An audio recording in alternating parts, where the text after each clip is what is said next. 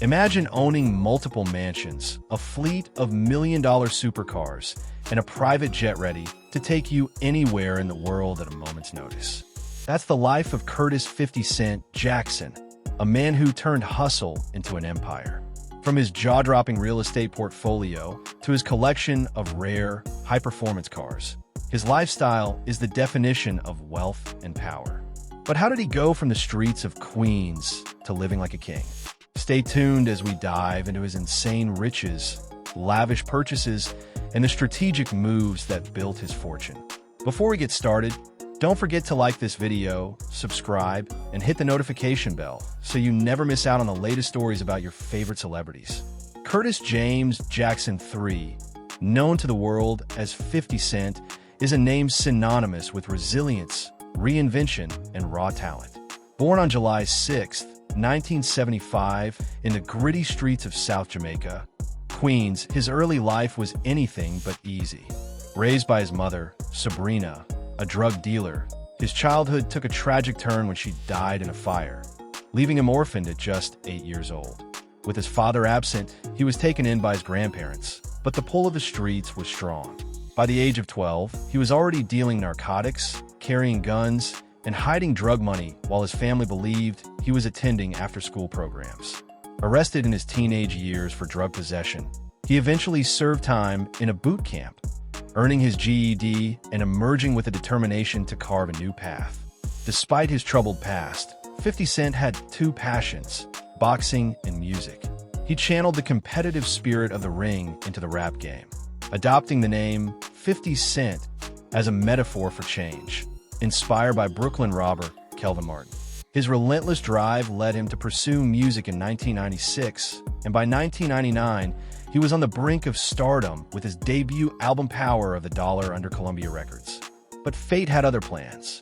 In May 2000, he was shot 9 times in broad daylight, an attack that could have ended his life. Instead, it became the catalyst for his rise. Dropped from his label and left to fend for himself, he returned stronger, releasing the mixtape Guess Who's Back? In 2002, the tape caught the attention of Eminem, who, alongside Dr. Dre, signed Jackson to Shady Records and Aftermath Entertainment. Then came Get Rich or Die Tryin', 2003, an explosive debut that shook the hip-hop world. Fueled by hits like In the Club and 21 Questions, the album topped the Billboard 200 and went multi-platinum, cementing 50 Cent as a rap mogul. He followed up with The Massacre, 2005, delivering another chart-topping success with tracks like Candy Shop. But as the years went on, his commercial dominance began to wane. Albums like Curtis, 2007, and Before I Self-Destruct, 2009, marked a shift, while Animal Ambition, 2014, attempted a return to his roots. Yet, his true genius lay beyond music, recognizing the power of diversification. He built an empire beyond hip-hop. He founded Unit Records, ventured into film with the semi-autobiographical Get Rich or Die Tryin', 2005, and later took Hollywood by storm as the executive producer and star of Power, 2014 to 2020, and its spin-offs. His business acumen shone through investments in ventures like Vitamin Water, turning a small stake into a multi-million-dollar payday. Even after filing for bankruptcy in 2015, he proved his resilience yet again, bouncing back financially through strategic deals and entertainment ventures. Today, with an estimated net worth of $60 million, 50 Cent stands as more than just a rapper. He is an entertainer, entrepreneur, and cultural icon. For 50 Cent, survival has always been more than just a theme in his music. It's been the defining force of his life. Following his near-fatal shooting, he embraced a philosophy that shaped his fearless approach to success. When your time comes, you go. I think that comes from God. Despite owning Branson Cognac and frequently referencing alcohol in his lyrics, 50 Cent himself is a teetotaler. A bad experience with alcohol convinced him to abstain, proving that the street-hardened rapper is as disciplined in his personal life as he is in business. By 2007, he was one of hip-hop's wealthiest figures, ranked second behind Jay-Z by Forbes. His real estate choices reflected his success. He once owned an extravagant mansion in Farmington, Connecticut, formerly belonging to Mike Tyson. The rapper-turned-mogul has always carried a larger-than-life presence, and in 2007, the city of Bridgeport, Connecticut, honored him by declaring October 12th 50 Cent Curtis Jackson Day and presenting him with a key to the city. But not all of his real estate ventures ended well. In 2008, while Jackson was filming in Louisiana, his Long Island home, purchased for $2.4 million, mysteriously caught fire, fueling speculation given the ongoing legal battle between him and his ex-girlfriend, Shaniqua Tompkins. Tompkins, who gave birth to Jackson's first son, Marquise, in 1996, later sued him for $50 million, claiming he had promised to take care of her for life.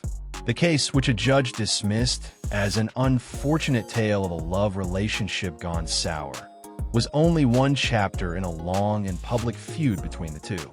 At one point, Jackson and Marquise had a close relationship, with the rapper crediting his son as his motivation to succeed.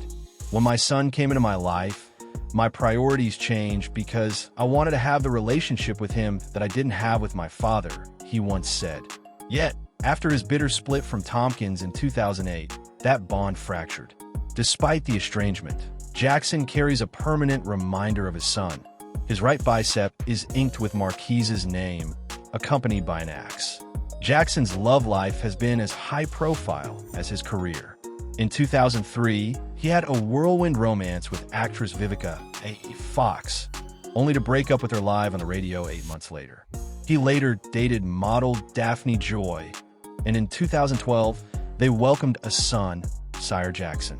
By the age of 2, Sire was already following in his father's entrepreneurial footsteps, landing a $700,000 modeling contract with Kids Safe, a headphone brand for children.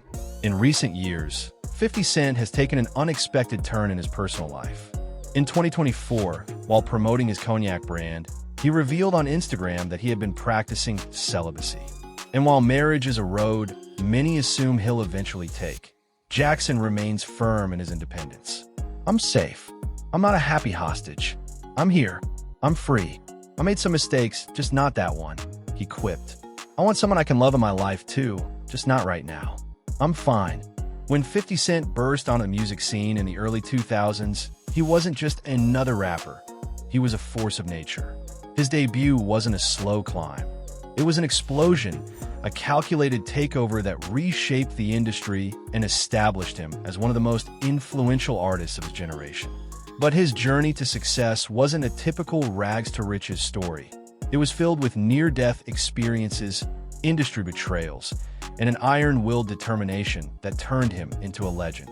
In 2002, just when it seemed like the music industry had shut its doors on him after his infamous 2000 shooting and being dropped by Columbia Records, he found a new way to fight his way back in: mixtapes. He flooded the streets with his own music, releasing Guess Who's Back, and the now iconic 50 Cent is the Future, which caught the attention of none other than Eminem. Recognizing the raw talent and star power, Eminem introduced him to Dr. Dre. And just like that, 50 Cent went from an underground sensation to the most sought-after artist in the game. Then came Get Rich or Die Trying, the 2003 debut album that changed everything. The lead single, Into Club, wasn't just a song, it was a cultural event. With Dr. Dre's infectious beat and 50's effortless yet menacing flow, the track became an instant classic, dominating the charts and radio waves. The album itself was a juggernaut, debuting at #1 on the Billboard 200 and selling over 872,000 copies in its first week. It wasn't just commercial success that made 50 Cent a phenomenon. It was his image, his story, and the authenticity he brought to the music. He wasn't rapping about a world he had imagined. He was speaking from experience, and people believed every word. Success didn't slow him down, it only made him more relentless. In 2005, he released his sophomore album, The Massacre, an even bigger commercial success than his debut. It sold over 1 million copies in its first 4 days and produced hit after hit, from the aggressive, club-ready disco inferno to the hauntingly melodic Just a Little Bit and the romantic yet streetwise Candy Shop. By this point, 50 Cent wasn't just a rapper. He was a brand, an empire in the making. But music was never his only play. With his business acumen sharpened by the harsh realities of his past, 50 Cent made strategic moves that would turn him into one of hip-hop's most successful entrepreneurs. He founded G-Unit Records, signing artists like Lloyd Banks, Tony Yayo, and Young Buck, and turned them into stars. He expanded into fashion, launching G-Unit clothing, and even ventured into the gaming world with 50 Cent. Bulletproof, a video game that mirrored his larger-than-life persona. Then came one of the biggest power moves in hip-hop business history, his investment in Vitamin Water. While most artists were content with endorsement deals, 50 Cent took a different approach. Instead of simply lending his name to the brand, he negotiated an equity stake in the company. So when Coca-Cola acquired Vitamin Water's parent company, Glasso, for $4.1 billion in 2007, 50 Cent reportedly walked away with a staggering $100 million. It was a defining moment, proving that he was more than just a rapper. He was a businessman with a vision. His third album, Curtis, released in 2007, saw him go head-to-head with Kanye West in one of the most talked-about album release battles in hip-hop history. While Kanye's graduation ultimately outsold Curtis, the publicity generated from their friendly rivalry helped solidify both artists' dominance in the industry. 50 Cent followed up in 2009 with Before I Self-Destruct, a darker, more introspective album that, while not as commercially dominant as his previous works, showcased his evolution as an artist. As music trends shifted in the 2010s, his focus shifted too. He ventured deeper into film and television, proving that his talent extended far beyond the microphone. He starred in and produced movies, but his biggest move came when he created and executive-produced Power, a crime drama that became one of Starz's most successful series. The show, which debuted in 2014, was a perfect extension of 50 Cent's brand, gritty, intense, and unapologetically real. He didn't just lend his name to it. He shaped it, helping turn it into a cultural phenomenon. But 50 Cent's career has never been without its controversies and setbacks. In 2015, he shocked the world by filing for bankruptcy, a move that many misunderstood at first. Rather than a sign of financial ruin, it was a calculated business decision, allowing him to restructure his assets and protect his wealth.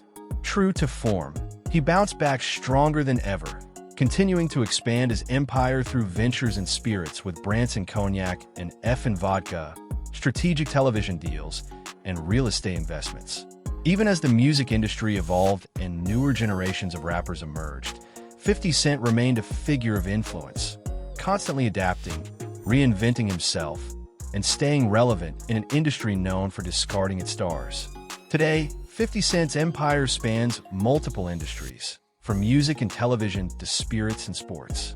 He has transformed himself from a rapper into a business mogul whose every move is calculated for success. His story is not just one of fame and fortune, but of resilience, reinvention, and relentless ambition. He has never been one to back down from a fight. From the moment he burst onto the rap scene, his name became synonymous with controversy, and his feuds became the stuff of legend. His battles weren't just lyrical. They were personal, calculated, and often ruthless. But if there's one thing that defines 50, it's his ability to turn conflict into fuel, whether in music, business, or life. His most infamous rivalry started before he was even a superstar. Ja Rule and Murder Incorporated were at the top of the game when a street altercation escalated into a full-blown war.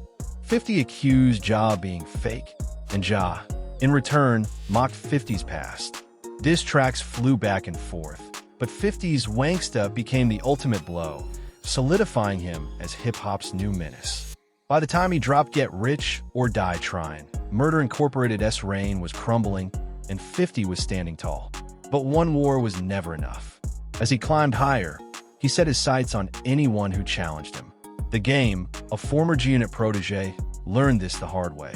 At first, they were allies, but when 50 felt Game wasn't loyal enough, he cut ties, violently. Their feud led to public shootouts, diss records like 300 bars, and a beef that, despite years passing, never truly died. Even outside of hip-hop, he thrived on conflict. When Rick Ross dissed him, 50 went beyond music, digging into Ross's past as a correctional officer, leaking his personal life, and producing humiliating skits.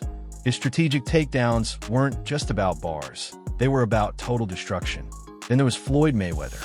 What started as a friendship between two dominant figures turned into a circus of insults, with 50 mocking Floyd's reading skills and Floyd firing back about 50's declining music career. The internet ate it up, and 50, as always, knew how to turn controversy into entertainment. From Diddy to Jay-Z, even actors like Randall Emmett, 50 never stopped picking fights. To him, feuds weren't just personal, they were business. Every rivalry brought attention, and every conflict made him sharper. He has always lived life on a grand scale, and his taste in luxury is nothing short of extraordinary. From jaw-dropping mansions to an enviable car collection, private jets, and extravagant jewelry, every purchase he makes reflects his larger-than-life persona. One of his most famous real estate acquisitions was the sprawling 50,000-square-foot mansion in Farmington, Connecticut, a home previously owned by none other than Mike Tyson. This estate was more than just a house. It was a kingdom, complete with 21 bedrooms, 25 bathrooms, 2 pools, game rooms, basketball courts, and even its own nightclub. But as lavish as it was, the cost of maintaining such an opulent property proved excessive, and in 2019, he decided to part ways with it. Yet, this was far from his only grand residence. His estate in Saddle River, New Jersey, boasted 7 bedrooms, 9 bathrooms, marble floors, and a home theater fit for a king. Beyond these, he has owned properties in Atlanta, Houston, Hollywood Hills, and even a vacation retreat in Cancun. Because when you've built an empire, there's no need to settle in just one place. His taste for the finer things extends far beyond real estate. 50 Cent car collection alone is estimated to be worth over $10.5 million, featuring some of the rarest and most powerful vehicles in the world. Among them is the Bugatti Chiron, a $3.2 million beast with a quad-turbo W16 engine pushing 1,500 horsepower. The Maserati MC12, valued at $2.5 million, is another prized possession, one of only 50 ever made. He also owns a Ferrari Enzo, Lamborghini Aventador Roadster, and several Rolls-Royces, each more luxurious than the last. And if 4 wheels weren't enough, he's even indulged in high-performance motorcycles like the Yamaha YZ-HR1. But for someone constantly on the move, speed and convenience are just as important as style. That's where his private jet comes in, a sleek, $5 million aircraft that allows him to travel the world in comfort, skipping the hassle of commercial flights. Interestingly, despite his love for luxury, there's one thing he has no interest in: yachts. To him, they're nothing more than holes in the water where money disappears, a rare indulgence he's chosen to forego. Beyond homes, cars, and jets, 50 Cent has a deep appreciation for high-end fashion and accessories. At one point, he owned around $300,000 worth of jewelry, from diamond-studded chains to statement rings. His collection of watches includes rare pieces like the Skeleton Krieger, featuring an alligator strap, rubies, and intricate skull designs. Even his monthly expenses have reflected his lavish lifestyle, once totaling around $108,000 just for wardrobe, a personal stylist, home upkeep, meals, and travel. 50 Cent doesn't just live in luxury, he embodies it. His spending habits may seem extravagant to some, but for him, it's all part of the empire he built. Whether it's real estate, cars, jewelry, or jets, he approaches life with the same mindset that made him a superstar. Go big or go home. Before you go, don't miss out on exclusive perks. Click the link in the description to become a channel member and enjoy awesome benefits, like suggesting future video topics, getting early access to new content 48 hours before anyone else, and much more. Your support means the world and helps us keep bringing you the stories you love. If you enjoyed this video, hit that like button, drop a comment, and subscribe for more amazing content. And while you're here, why not check out our deep dive into Drake's video? Trust me, you won't want to miss it. Thanks for watching, and we'll see you in the next one.